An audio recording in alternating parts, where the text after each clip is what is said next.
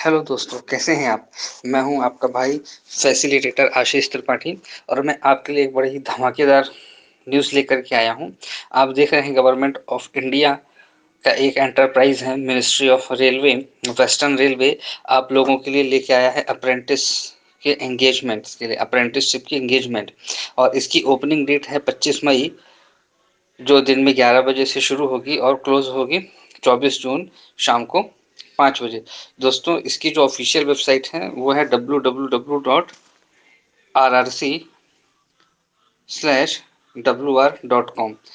तो दोस्तों, इसमें क्या है कि आपको अप्रेंटिसशिप का जो कोर्स है उसमें आपको एडमिशन लेना होगा। ऑनलाइन एप्लीकेशन है, ठीक है।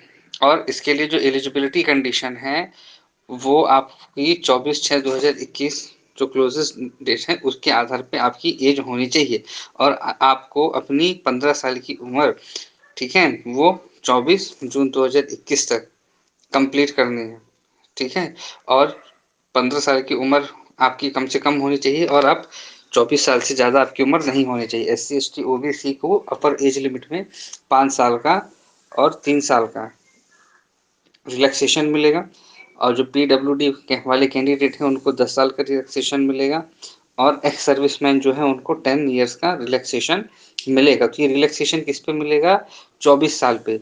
अगर मान लीजिए कि कोई SC ST का कैंडिडेट है तो उसको 5 साल का रिलैक्सेशन मिलेगा, मतलब कि अगर वो 24 जून को 24 साल से ऊपर हो रहा है तो उसमें आप 5 साल जोड़ दीजिए तो 29 साल तक का व्यक्ति। और अगर OBC का है तो 24 में 3 जोड़ दीजिए, 27 साल तक का व्यक्ति। और PWD वाला है तो 34 साल तक और एक्स सर्विसमैन है तो 34 साल तक के व्यक्ति इसको भर सकते हैं।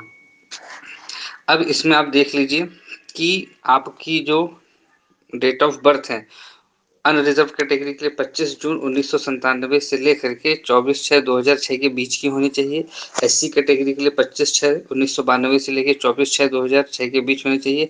ST की 25/6/92 से 24/6/2006 के बीच होनी चाहिए। OBC की 25/6/94 से 24/6/2006 के बीच होनी चाहिए। PWD अनरिजर्व कैटेगरी 25/6/1987 से 24/6/2006 के बीच होनी चाहिए। और PWD SC ST कैटेगरी 25/6/1982 से 24/6/2006 के बीच होनी चाहिए। PWD OBC 25/6/1984 से 24/6/2006 होनी चाहिए। इस तरीके से ex serviceman, unreserved, SC ST और OBC इनका भी एज क्राइटेरिया आपको दिया हुआ है, आप इस टेबल से मैच कर सकते हैं। इसेंशियल क्वालिफिकेशंस में जो बोली गई है वह आपकी 18/5/2021 को कंप्लीट हो जानी चाहिए। एजुकेशनल क्वालिफिकेशन में आपको 10th पास मांगा गया है 10+2 एग्जामिनेशन सिस्टम के अकॉर्डिंग, जिसमें 50% आपके एग्रीगेट मार्क्स होने चाहिए। और टेक्निकल क्वालिफिकेशन में ITI certificate affiliated to NCTP या SCVT से कंपलसरी होना चाहिए। आपको जो भी डेजिग्नेशन मिलेंगे वो होंगे फिल्टर के, वेल्डर के, टर्नर के, मैकेनिस्ट के, कारपेंटर के, पेंटर के, mechanic diesel, mechanic motor vehicle, programming and system administration assistant. तो ये आपके डेजिग्नेटेड ट्रेड होंगे। और ITI ट्रेड जो है वो है fitter, welder, Turner, mechanic, carpenter, इस तरीके के सारे ये दिए हुए हैं। आप इसको देख सकते हैं, करीब 17 ट्रेड यहाँ पे बताए गए हैं। अब सबसे इम्पोर्टेंट बात हम ये देखेंगे कि हमें इसमें अप्लाई कैसे करना है। तो दोस्तों, सबसे खास बात ये है कि इसमें ना तो कोई रिटन एग्जामिनेशन है और ना ही किसी तरीके का इंटरव्यू है। इसमें इकोनॉमिक वीकर सेक्शन के जो कैंडिडेट हैं उनके लिए भी रिजर्वेशन का क्राइटेरिया दिया हुआ है। मेडिकल फिटनेस और फिजिकल स्टैंडर्ड आपको अपना देखना होगा, ठीक है। तो मेडिकली फिट होने चाहिए, अलग अलग ट्रेड के अकॉर्डिंग क्या क्या डिसेबिलिटी इसमें बताई गई है वो आप देख लीजिएगा। ये PDF मैं अपने इस वीडियो के साथ अटैच कर दूंगा। कैलकुलेशन ऑफ मार्क्स, मार्क्स के कैलकुलेशन 10th स्टैंडर्ड पे कैसे होंगे। और देखिए यहाँ पे मोड ऑफ सिलेक्शन में लिखा है, selection of the eligible applicants for imparting training under the Apprentice Act 1961 will be based on the merit list which would be prepared taking the average of the percentage of marks obtained by the applicants in both matriculation and ITI examination, giving equal weightage to both, दोनों को बराबर weightage दिया जाएगा। और अगर मान लीजिए किन्हीं दो कैंडिडेट के एक जैसे नंबर हो जाते हैं तो वेटेज उसको दिया जाएगा जो एज में बड़ा होगा, और किसी भी तरीके का कोई रिटन एग्जामिनेशन और कोई वाइवा वॉइस नहीं है, डायरेक्ट सिलेक्शन है आपके परसेंटेज बेस पे, ठीक है, ओके।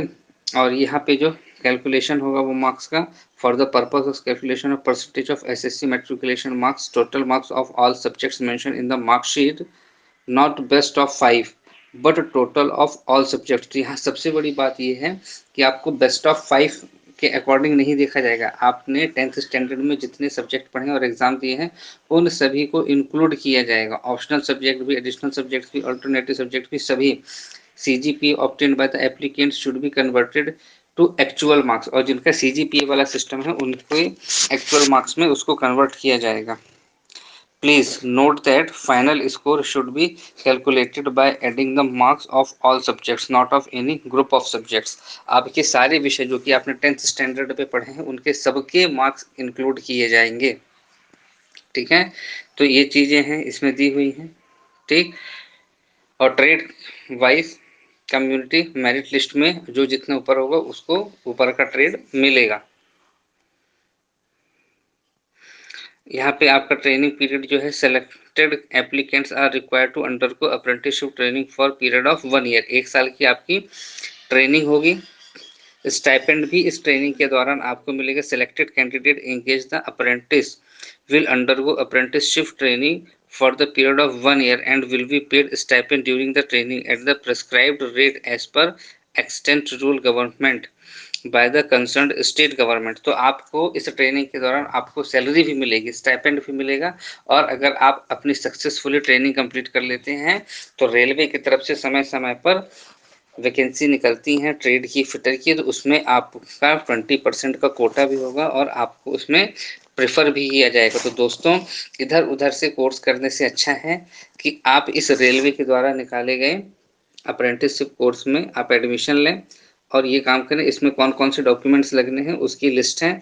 10th की मार्कशीट आपकी लगेगी, certificate for proof of date of birth लगेगा, consolidated ITI marksheets of all semester of the trade in which applied provisional national trade certification indicating marks, national trade certificate issued by NCVT, caste certificate लगेगा, disability certificate लगेगा, discharge certificate लगेगा। अगर कोई भी एक बंदा है, आप अगर रिजर्व कैटेगरी के तो रिजर्व कैटेगरी का देना पड़ेगा, आप में डिसेबिलिटी है तो उसका आपको सर्टिफिकेट देना पड़ेगा। और इसमें सबसे बात बताइए कि जो भी स्कैन कॉपी होगी आपके सिग्नेचर की वो 3.5 सेंटीमीटर बाय 3.5 सेंटीमीटर होगी। JPG या JPEG फॉर्मेट में होनी चाहिए। 100 DPI उसका क्वालिटी होना। Size of file should not size of file should be 20 KB to 30 KB। तो आप लोग अपनी फाइल का साइज का जरूर ध्यान रखिए, क्योंकि अगर इस साइज से कम या ज़्यादा हुआ तो आपकी फ़ोटो अपलोड और डॉक्यूमेंट्स अपलोड नहीं होंगे।